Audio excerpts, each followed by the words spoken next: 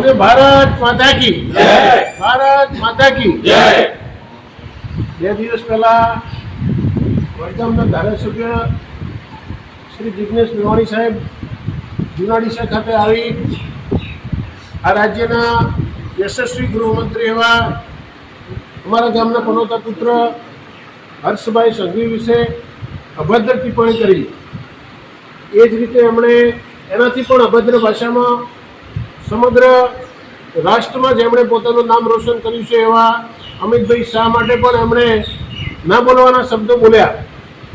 સમગ્ર જુનાડીસા ગામ, સનાતન સમાજ આ તમામ અભદ્ર ભાષામાં થયેલ ટિપ્પણીને સખત શબ્દોમાં વખોડી કાઢે છે।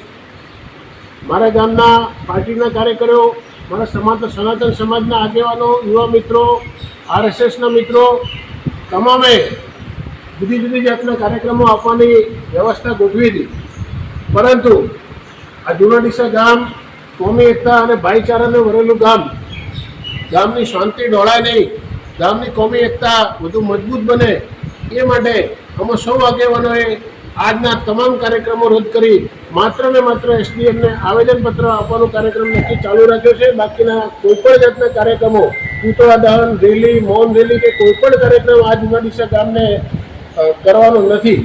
ભવિષ્યમાં જ્યારે કંઈ જરૂરિયાત ઊભી થશે ત્યારે ગામ લોકો સાથે મળી એનો નિર્ણય કરશે।